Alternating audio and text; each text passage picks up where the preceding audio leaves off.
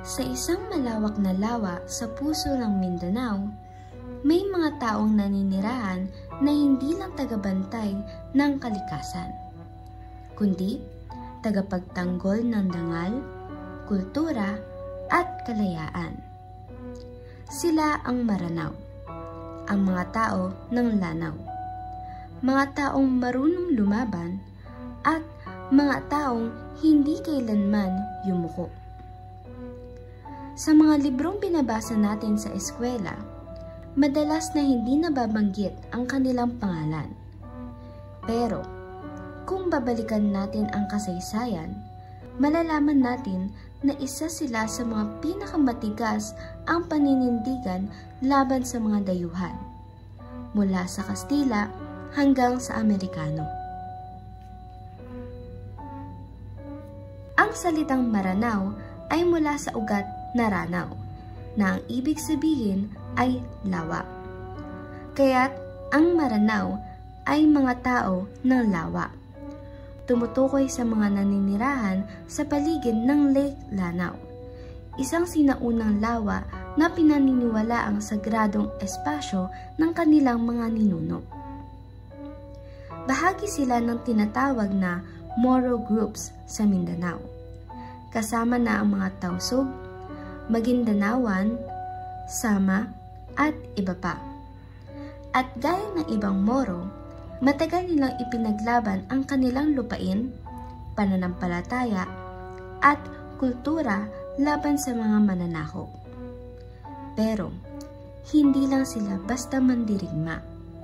Ang Maranao ay may malalim na kultura ng sining, arkitektura, at oral storytelling.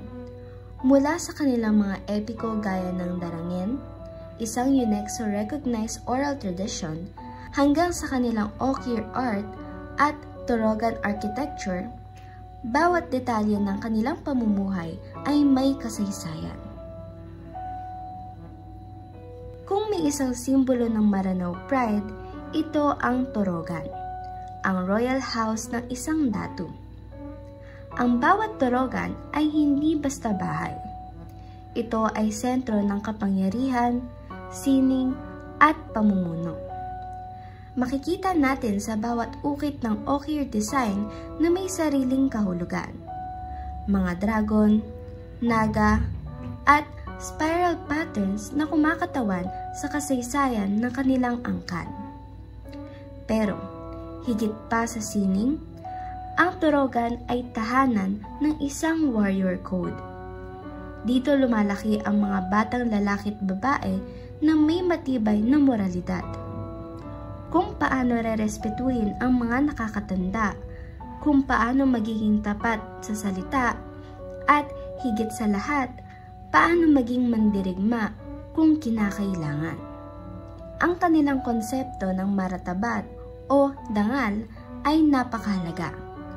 Kapag naapakan ito, isang buong angkan ang maaaring mag-alsa. Hindi ito simpleng pride. Ito ay pananagutan sa pangalan ng pamilya at lahi. Taong 1902, bagong pasok ang mga Amerikano matapos nilang talunin ang mga Pilipino sa Luzon. Akala nila, magiging madali na lang ang Mindanao. Pero, dun sila nagkakamali. Dumating sila sa Bayang, isang bayan sa Lanao del Sur. Doon nila nakaharap ang mga Maranao warriors. Hindi lang sundalo, kundi buong pamayanang handang lumaban. May baril man o itak lang, nagtatanggol sila ng lupaing minanapa sa kanilang mga ninuno. Ang Battle of Bayang ay isang napakatinding labanan. Gumamit ang mga Amerikano ng heavy artillery, ngunit hindi agad bumigay ang mga Maranao. Ilang araw na bakbakan, maraming nasawi sa magkabilang panig.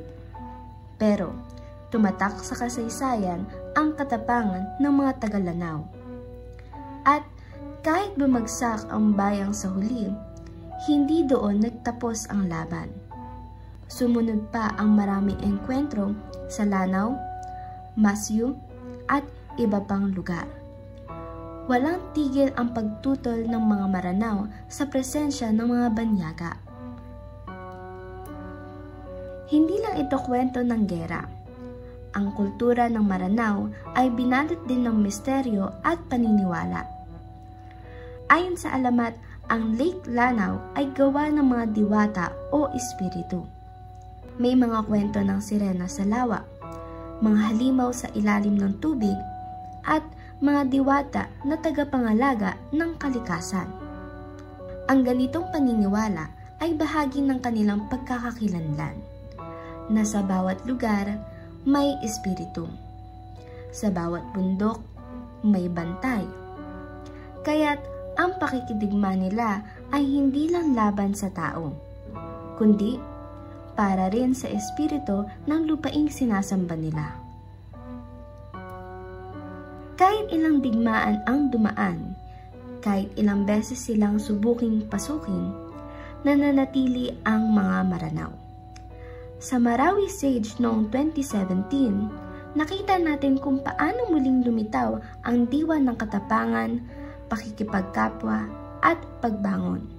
Ang kultura nila ay buhay sa sining, sa salita, at sa puso ng bawat Maranao na kahit nasa ibang bansa na, dala-dala pa rin ang kanilang ugali, pananamit, at paggalang sa pamilya.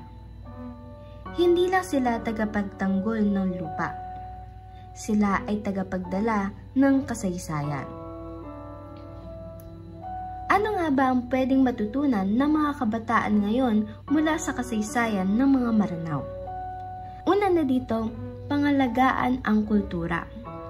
Pangalawa, ipaglaban ang dangal. Pangatlo, huwag matakot lumaban kung tama ka. At higit sa lahat, alamin ang pinagmulan mo. Dahil kung makakalimutan natin ang mga kwento ng ating kapwa, paano natin maintindihan ang buong kwento ng bayan? Dito na nagtatapos ang ating pagtalakay sa kwento ng Maranao. Ikaw ba? May gusto ka bang i-share na sariling kaalaman mo tungkol sa Mindanaoan culture? I-share mo sa comments. At kung nag-enjoy ka, huwag kalimutang mag-like, subscribe, at pindutin mo na rin ang notification bell para sa mas marami pang kwentong makasaysayan at kakaiba. Hindi lang Maranao ang may warrior code, dahil lahat tayo ay may lahing mandirigma.